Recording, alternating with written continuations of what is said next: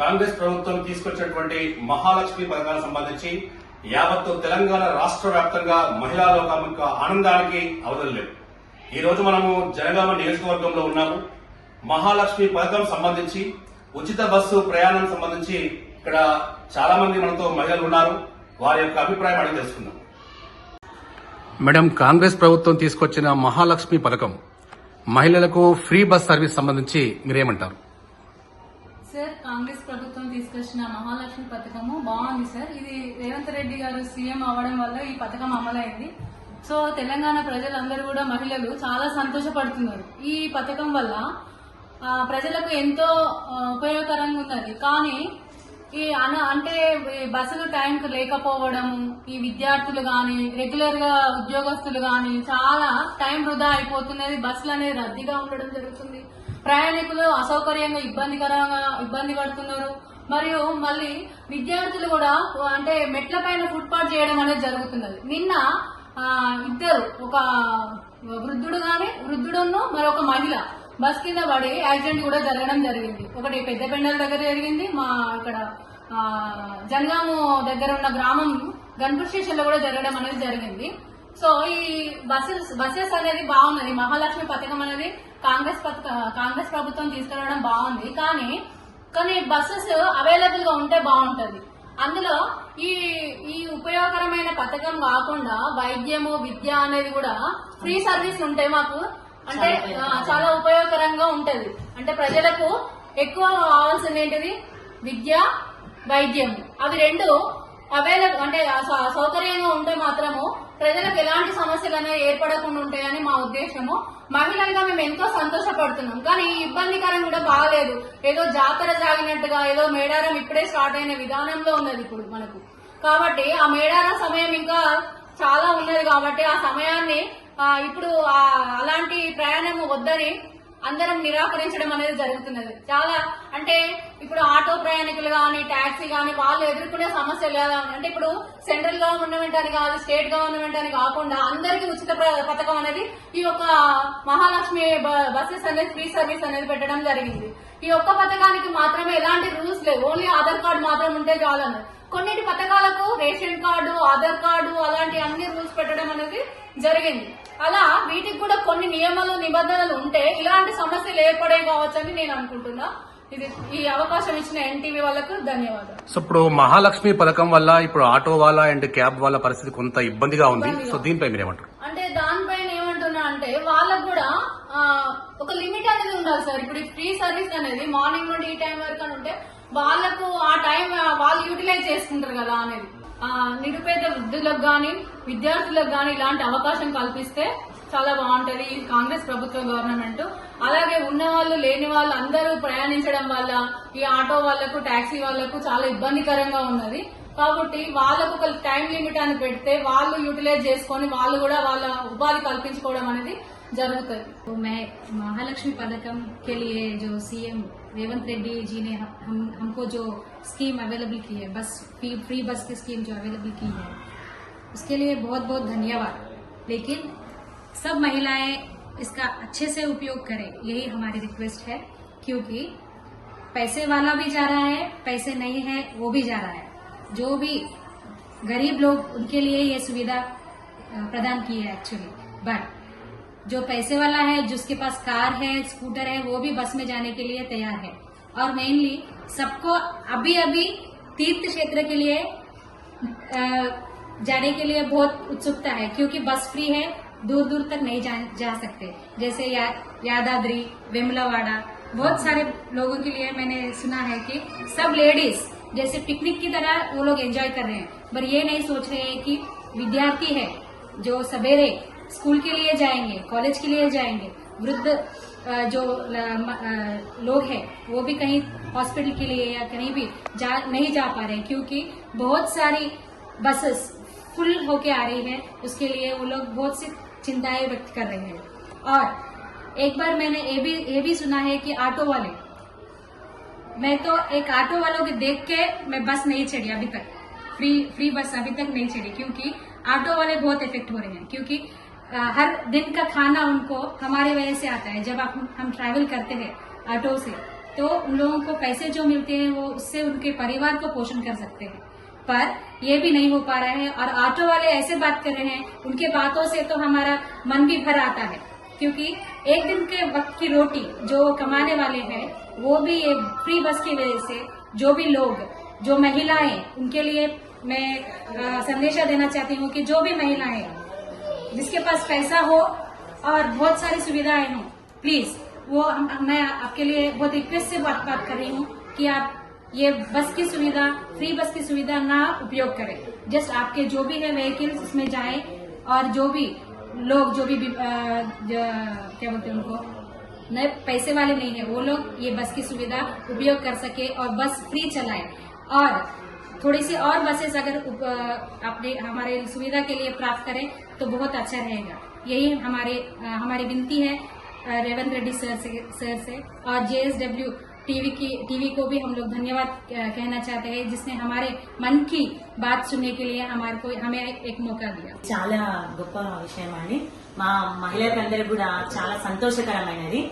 ఒకటి రెండు అని కాకుండా అందరికీ కూడా అందుబాటులో ఉండే విధంగా ఈ యొక్క బస్సు ప్రయాణం అనేది చిన్న పెద్ద లేకుండా అందరికీ చేస్తున్నారు, అది చాలా గొప్ప విషయం। దానికి రేవంత్ రెడ్డి గారికి మేము ధన్యవాదాలు తెలియజేసుకుంటున్నాము। కాకపోతే ఏంటంటే ఈ బస్సులు ఎక్కువ ఫ్రీ అని చెప్పేసరికి హడావిడిగా అందరు ఎక్కడము, తోసేసుకోవడము, అందులో చిన్న పిల్లలైనా పెద్దవారికైనా వృద్ధులకు చాలా ఇబ్బంది అవుతున్నది। సో మేము తెలియజేయడం ఏమనగా అంటే బస్సెస్ అనేవి ఇంకొన్ని ఎక్కువ పెంచితే స్త్రీలకే కాకుండా మరికొందరు వాళ్ళకు కూడా రెగ్యులర్ గా వెళ్లే వాళ్ళు, జాబ్ వాళ్ళకైనా ఎవరు కూడా ప్రాబ్లం ఉండదు, దానివల్ల ఇతరులకు ప్రాబ్లం ఉండదు, వేరే వాళ్ళైనా కానీ దానిలో ప్రయాణం చేసిన వాళ్ళు ఇబ్బంది పడకుండా చాలా చక్కగా వెళ్లి వస్తారు సార్। మేము ఒకటే కోరుకుంటున్నాము, ఈ యొక్క బస్సెస్ అన్నట్టు ఇంకొన్ని పెంచండి।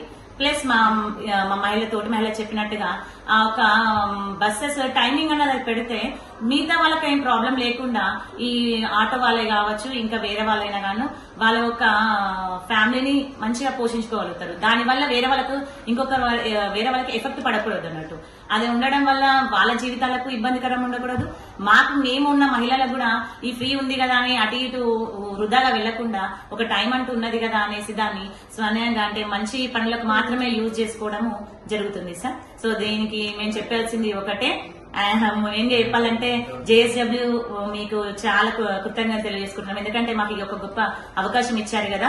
అంటే మాలోని ఒపీనియన్ అంటే మాకు స్త్రీలకు అసలు ఏందని మేము కూడా చాలా సార్లు అనుకున్నాం సార్ చెప్పాలని, అంటే బస్సు ప్రయాణం అనేది ఫ్రీగా అనేది చాలా హ్యాపీనెస్ ఉండేది విన్నాక, కానీ ప్రయాణం చేద్దాం అనేసరికి దానికోసం వెయిట్ చేయడం అనేది కొంచెం ప్రాబ్లం గా అనిపిస్తుంది। సో దీనివల్ల కొంచెం ఎఫెక్ట్ అవుతుంది కాబట్టి అది కాస్త ఆలోచించి బస్సులు అనేది కొన్ని పెంచితే చాలా సంతోషిస్తాం సార్। మహాలక్ష్మి పథకం కింద ముఖ్యమంత్రి రేవంత్ రెడ్డి గారు ప్రవేశపెట్టిన ఈ మహాలక్ష్మి పథకం ఉచిత బస్సు సర్వీస్ అనేటువంటిది ఎంతో హర్షించదగ్గ విషయం। గత ప్రభుత్వాలు ఏవి కూడా ఇలాంటి పథకాన్ని ప్రవేశపెట్టలేదు। ఈ రోజు మహిళా లోకం మొత్తం కూడా రేవంత్ రెడ్డి గారికి కృతజ్ఞతలు తెలియజేస్తున్నారు। ఈ పథకం అనేటువంటిది చాలా చాలా సంతోషంగా ఉన్నది మహిళా లోకం మొత్తం కూడా ఈ పథకాన్ని। కాకపోతే సార్ ఏంటంటే వృద్ధులు విద్యార్థులు కాస్త ఇబ్బంది పడుతున్నారు బస్ స్టాప్లలో, కాబట్టి ఈ పథకాన్ని వాళ్లకు కాస్త వినియోగించుకునేటట్లు చూస్తే బాగుంటుంది సార్। ఇంకొకటి గవర్నమెంట్ ఎంప్లాయీస్ కూడా కొంత ఈ అవకాశాన్ని తగ్గిస్తే బాగుంటుందని నా ఒపీనియన్ సార్, నా ఒపీనియన్। ఇంత మంచి పథకాన్ని ప్రవేశపెట్టినందుకు మేమందరం కూడా ఎంతో సంతోషంగా ఉన్నాం సార్। కాంగ్రెస్ ప్రభుత్వము సీఎం రేవంత్ రెడ్డి గారు ఇచ్చిన ఈ మహాలక్ష్మి స్కీమ్ అనేది మా ఆడవారందరికీ కూడా చాలా మంచి అవకాశం ఇప్పించినందుకు చాలా ధన్యవాదాలు। కాకపోతే విద్యార్థులకి, వృద్ధులకి, వికలాంగులకి ఎక్కువగా ఉపయోగపడేటట్టుగా వినియోగించుకుంటే బాగుంటుందనేది నా ఉద్దేశము। మహాలక్ష్మి స్కీమ్ ఇచ్చినందుకు మరోసారి సీఎం రేవంత్ రెడ్డి గారికి ధన్యవాదాలు తెలియజేస్తున్నాము। कांग्रेस सरकार ने जो महालक्ष्मी स्कीम को हमारे लिए जो इंट्रोड्यूस करे, मैं उसके लिए सबको धन्यवाद करूंगी, स्पेशली रेवंत जी को मैं धन्यवाद करूंगी, क्योंकि हम लोग जो महिला लोग हैं, हम लोग फ्री में कहीं भी नहीं जा सकते थे। हम बाहर जाने के लिए सोचते थे कि हमें पैसे चाहिए बाहर जाने के लिए, पर आज वह सोच नहीं है हम लोगों को, क्योंकि हम फ्री में कहाँ समझे वहां जा सके। पर हमारी एक शिकायत है कि हम जा सक रहे पर कहीं भी जाना चाहे तो बसेस पूरे फिल होके रह रहे। हम नहीं चाह रहे कि बसेस ऐसे रहे, हम लोगों को और बसेस बढ़ाकर, हमारी सुविधाएं बढ़ाकर और फ्री में जाने के लिए कोशिश करना चाहिए गवर्नमेंट को। और ये एजुकेशन डिपार्टमेंट या हैंडीकैप लोगों को अगर ऐसी तरह फ्री देंगे तो उन लोगों को बहुत ज्यादा यूज होगा ये, क्योंकि हम लोग जा रहे, अब देखो लेडीज बाहर से जा रहे, पर जस्ट टाइम पास के लिए बाहर निकल जा रहे, वो अनचाहे भी वो सिर्फ चलो कहीं घूम के आएंगे समझकर बाहर निकल रहे, पर हम नहीं चाह रहे कि ये मिसयूज हो जाए। ये हम चाह रहे कि ये सिर्फ सही इस्तेमाल हो तो ये बराबर ये स्कीम सबको परफेक्ट चलेगा। पर यहाँ वैसा नहीं हो रहा। हम कितने की इंसिडेंट्स देख रहे, जैसे कि मैं यहाँ पे रह रही, मैं एक इंसिडेंट रिसेंटली देखी। एक बच्चे को फीस नहीं बन रहा था बच्चा, क्यों बोले तो उसके पापा जो है ऑटो ड्राइवर है, तो मेरे पापा का ऑटो नहीं चल रहा, मैं फीस नहीं बन सकता बोला बच्चा। तो जब मुझे बहुत ही अच्छा नहीं लगा, क्योंकि वो हमेशा टाइम पे बनने वाला आज बोल रहा कि सिर्फ 200 रुपीज भी मेरे जेब में आना मुश्किल है बोले उसके पापा, तो मुझे अच्छा नहीं लगा। ये इसके बारे में अपने रेवंत रेड्डी जी का जो कांग्रेस डिपार्टमेंट है वो लोग भी सोचना चाहिए कि इसे सही से इस्तेमाल करना चाहिए, क्योंकि ऑटो ड्राइवर्स या कोई और कैब वाले हैं, अगर ये कुछ टाइम में लाइक 9 to 5 ऐसा जस्ट एक टाइमिंग में चला तो अच्छा इस्तेमाल होगा, ताकि दूसरे लोगों को भी इसका यूज हो सके। अब 5 बजे हो गया तो दूसरे लोग भी चलो 5 से हम कैब चलाएंगे ऑटो चलाएंगे समझते, पर ये 24 आवर्स रहे तक दूसरे लोगों को बहुत ये नुकसान हो रहा। तो हमारे तरफ से बस एक ही हम रिक्वेस्ट कर रहे हैं कि इसे सही से इस्तेमाल किया जाए। मुझे ये देने के लिए मैं JSW टीवी को धन्यवाद करना चाहूंगी। सो मैडम, ये महालक्ष्मी स्कीम के लिए और ऑटो वाला कैब वाला बहुत तकलीफ हो रही, सो इसके बारे में क्या बोल सकती?